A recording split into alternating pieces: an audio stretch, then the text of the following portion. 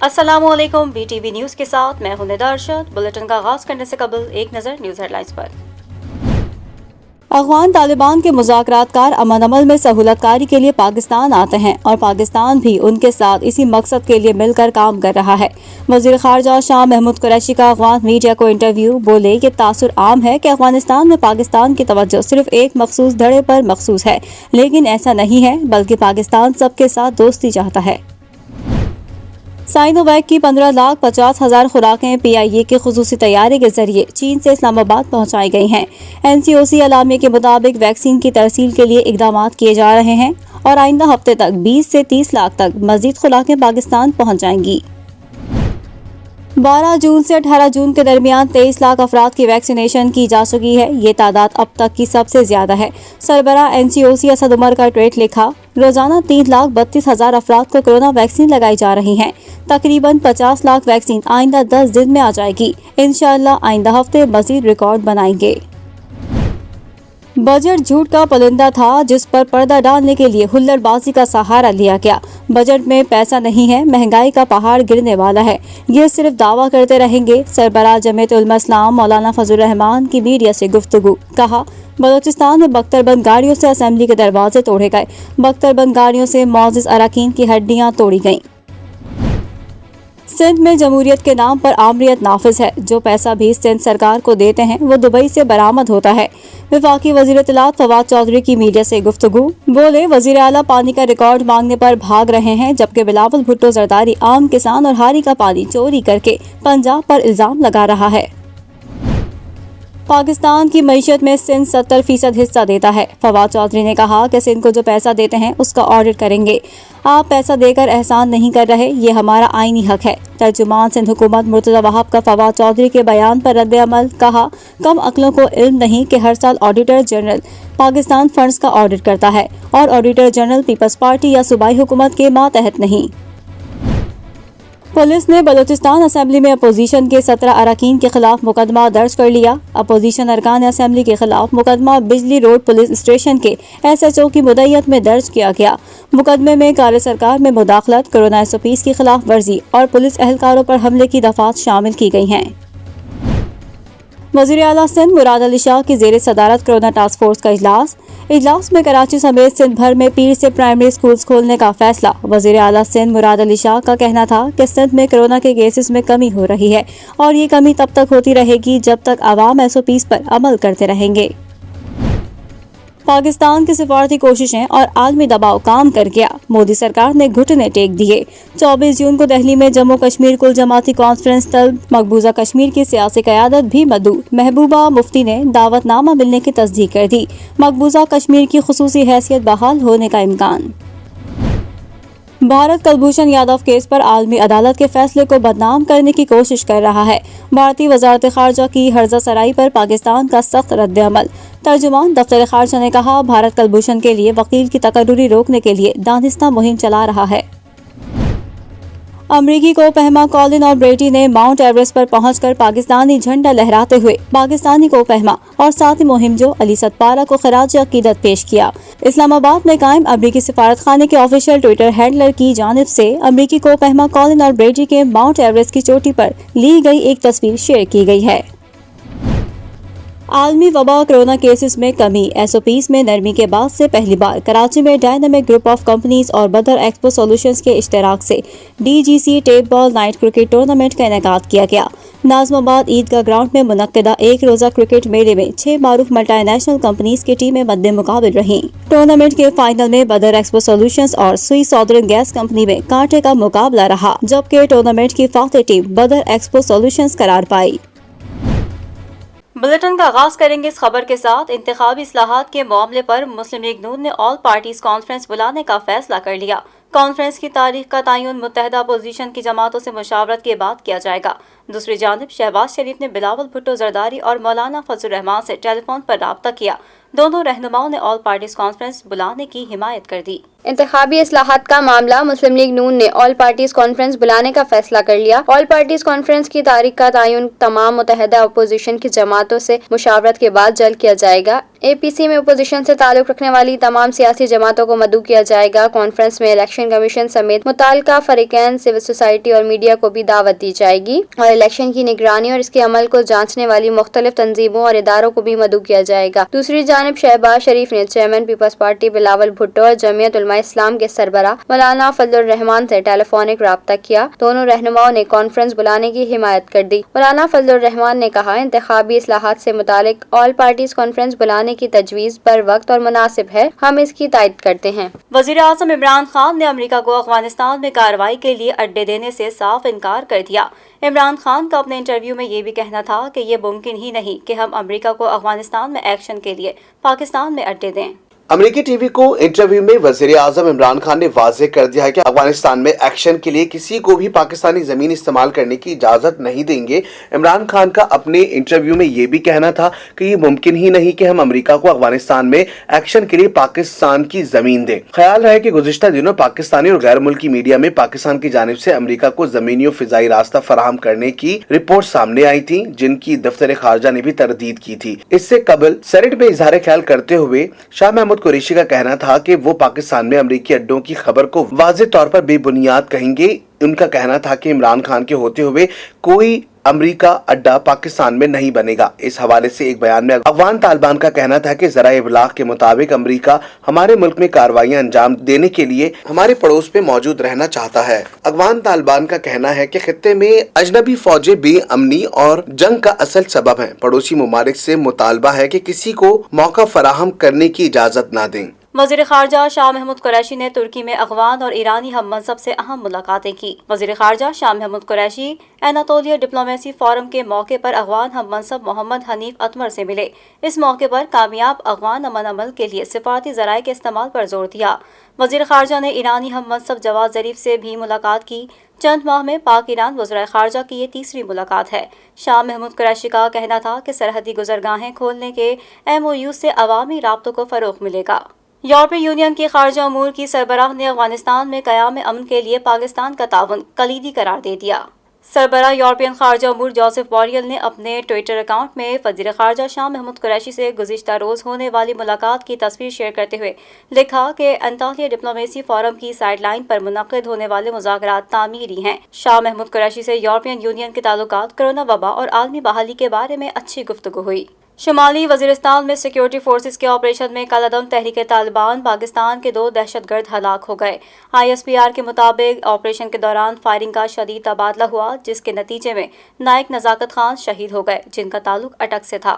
پاک فوج کے شعبہ تعلقات عامہ ISPR کے مطابق شمالی وزیرستان کے علاقے اسپنوام میں سیکیورٹی فورسز نے دہشت گردوں کی موجودگی کی اطلاع پر آپریشن کیا، جس میں 2 دہشت گرد ہلاک ہو گئے۔ ISPR کے مطابق آپریشن کے دوران فائرنگ کا شدید تبادلہ ہوا، جس کے نتیجے میں نائک نزاکت خان شہید ہو گئے، جن کا تعلق اٹک سے تھا۔ شعبہ تعلقات عامہ کا بتانا ہے کہ ہلاک ہونے والے دونوں دہشت گرد شمالی وزیرستان میں کالعدم TTP کے سرگرم رکن اور سیکیورٹی فورسز کے خلاف دہشت گرد کارروائیوں میں ملوث تھے۔ پاکستان میں عالمی وبا کرونا کے باعث مزید 37 افراد جان کی بازی ہار گئے اور 1050 نئے کیسز بھی رپورٹ ہوئے ہیں۔ پاکستان میں کورونا کے اعداد و شمار بتانے والی ویب سائٹ کے مطابق گزشتہ 24 گھنٹوں کے دوران ملک بھر میں کورونا کے 41,065 ٹیسٹ کیے گئے، جن میں سے 1050 افراد میں وائرس کی تصدیق ہوئی، جبکہ عالمی وبا سے 37 افراد انتقال کر گئے۔ سرکاری پورٹل کے مطابق ملک میں گزشتہ 24 گھنٹوں کے دوران کورونا کے مثبت کیسز کی شرح 2.5% رہی۔ سرکاری پورٹل کے مطابق ملک میں کورونا سے ہلاکتوں کی تعداد 21,977 ہو گئی ہے اور مجموعی کیسز 9,48,268 تک جا پہنچے ہیں۔ سندھ میں ویکسین کی قلت کے باعث آج ویکسینیشن سینٹرز بند رہے۔ محکمہ صحت کے مطابق کراچی کے متعدد سینٹرز میں انسداد کرونا ویکسین کی قلت کا سامنا ہے۔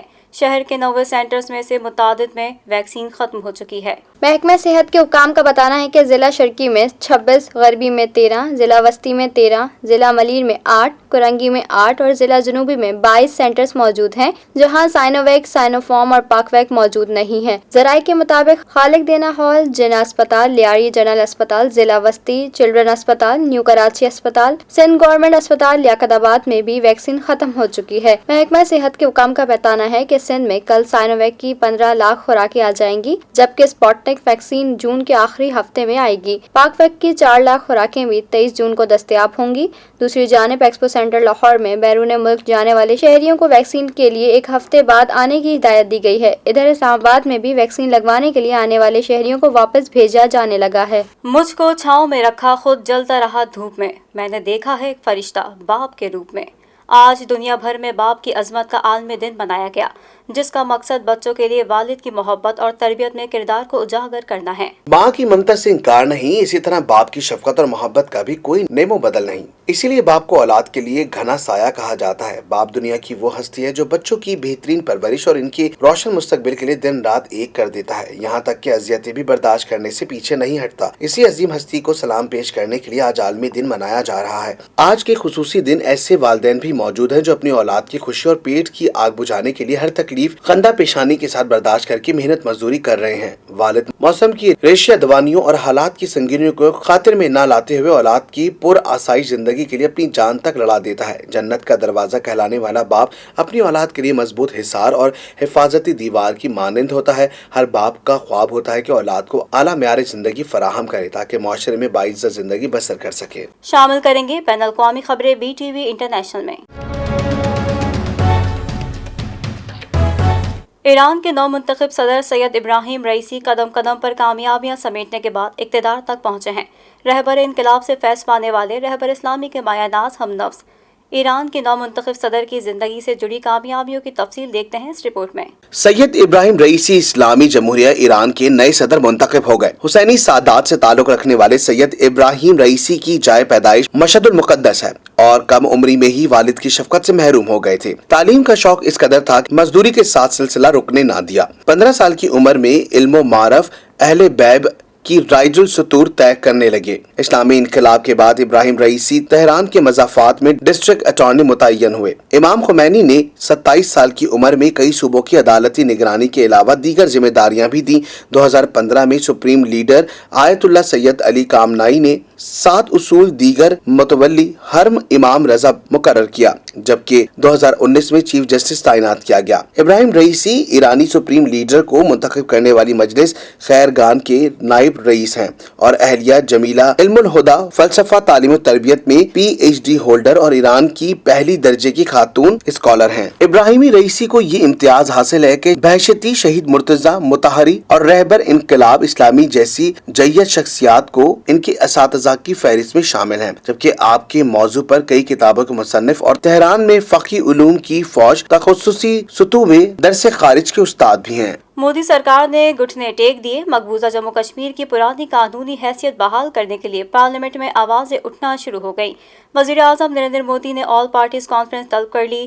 سابق کٹ پتلی وزیر اعلیٰ محبوبہ مفتی نے دعوت نامہ ملنے کی تصدیق کر دی۔ مقبوضہ کشمیر میں بھارتی فوج کے مظالم کشمیری عوام کے حوصلے پست نہ کر سکے۔ تحریک آزادی دبانے میں ناکامی کا سامنا تو مقبوضہ کشمیر کی حیثیت ختم کرنے کا حربہ بھی مودی کے گلے پڑ گیا۔ کشمیر بھارت کے ہاتھوں سے نکلنے لگا۔ مسلمانوں کے خون سے ہولی کھیلنے والا نریندر مودی بھی پریشان ہو گیا۔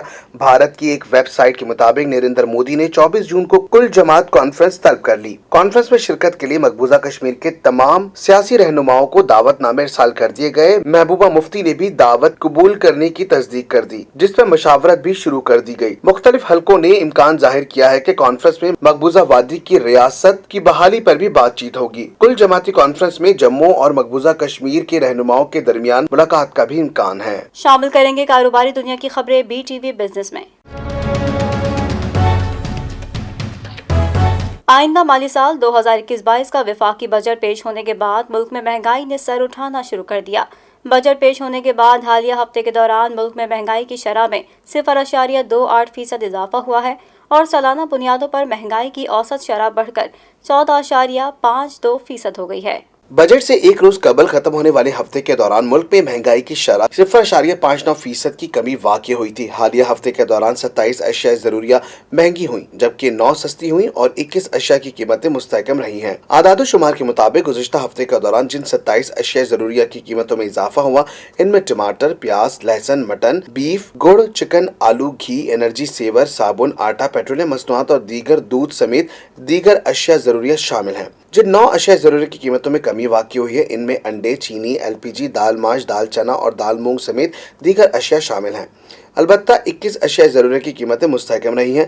वफाकी इदारे शुमारियात की जानिब से जारी करदा महंगाई की हफ्तावार रिपोर्ट के मुताबिक 17 जून को ख़त्म होने वाले हफ्ते के दौरान मुल्क में टमाटर, प्याज, लहसुन, मटन, बीफ, गुड़, चिकन, आलू, घी, एनर्जी सेवर, साबुन, आटा, पेट्रोलियम, मसनूआत और दीगर दूध समेत 27 अशिया ज़रूरियाँ महंगी हुई, जबकि अंडे, चीनी, LPG, दाल माश, चना, दाल मूंग समेत 9 अशिया ज़रूरत सस्ती हुई हैं और 21 अशिया ज़रूरत की कीमतें मुस्तहकम रहीं। साइट सनती इलाके में गैस का बहरान शिद्दत इख्तियार करने से इलाके की सनतों को गैस की फराहमी मुअत्तल हो गई है, जिससे सनतों की पैदावारी सरगर्मियां बुरी तरह मुतासिर हो गई हैं, जबकि कई सनतें बंद हो गई हैं। साइट एसोसिएशन ऑफ इंडस्ट्री के सदर अब्दुल हादी ने बताया कि गैस की अदम तरसील से बरामदी ऑर्डर्स की तकमील खतरे में पड़ गई। उन्होंने वज़ीर आज़म इमरान खान, वज़ीर तवन्नाई हमाद अजहर से गैस की अदम फरहमी का नोटिस लेने की अपील करते हुए कहा है कि सुई सदन गैस कंपनी ने सनतों को गैस की फरहमी मुअत्तल कर दी है, जिसकी वजह से गैस बहरान शिद्दत इख्तियार कर गया है और कई सनतों को ताले लग गए हैं। लिहाजा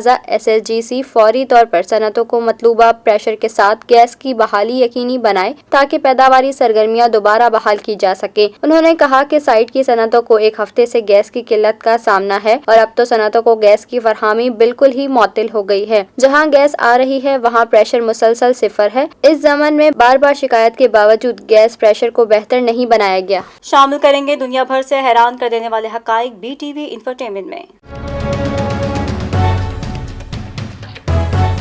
जनूबी अफ्रीकी मुल्क सेरालियोन के 24 साला मौजिद एमानुएल एलियो मंसारे ने फालतू काट कबाड़ इस्तेमाल करते हुए एक मुनफरिद कार बना ली है, जो तकरीबन 15 किलोमीटर फी घंटा की रफ्तार से सफर कर सकती है।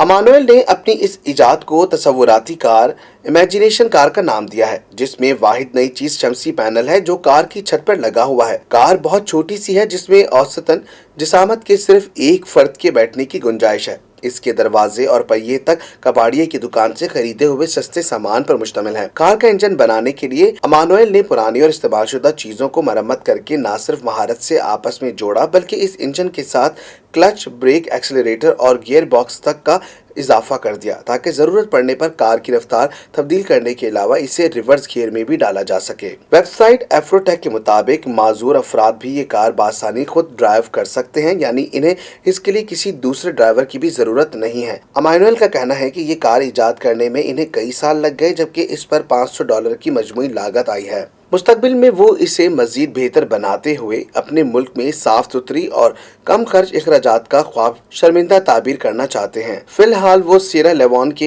एक मकामी कॉलेज में अर्जियात जियोलॉजी की तालीम हासिल कर रहे हैं, लेकिन सोशल मीडिया पर खुद आमोज मौजिब सेल्फ टाइट इनोवेटर के नाम से मशहूर हैं और खुद को यही कहलवाना पसंद भी करते हैं। शामिल करेंगे सेहत से मुताल्लिक खबरें BTV हेल्थ में।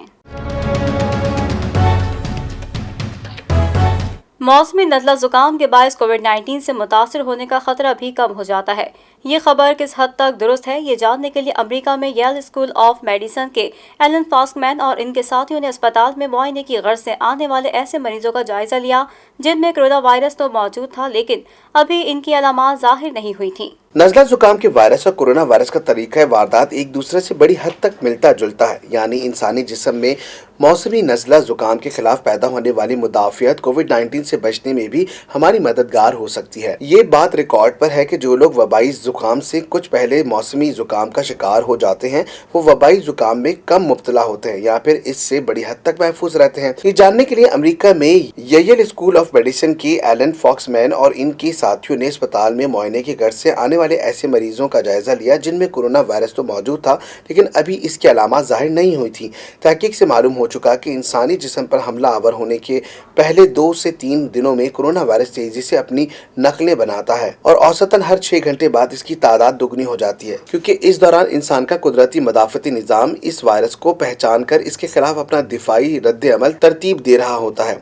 यही वो दिफाई रद्द अमल भी होता है जिसके नतीजे में इंसानी जिस्म के अंदर कोरोना वायरस के खिलाफ एंटीबॉडीज बनती हैं, जो इस हमले को नाकाम या गैर मौसर बनाने में मदद करती हैं। तहम वो मरीज जो पहले से ही मौसमी जुकाम का शिकार थे, इनकी अक्सरियत में कोरोना वायरस अपने हमले के इब्तिदाई 2 से 3 दिनों में तादाद ज्यादा तेजी से नहीं बढ़ा सकता। नतीजतन ऐसे अफराद में कोविड-19 की शिद्दत भी खासी कम रही। शामिल करेंगे शोबिस की दुनिया का अहवाल BTV एंटरटेनमेंट में। پاکستان کے لیجنڈری اداکار نعمان اعجاز کے بڑے بیٹے زاویار جلد ہی اداکاری کے جوہر دکھاتے نظر آئیں گے۔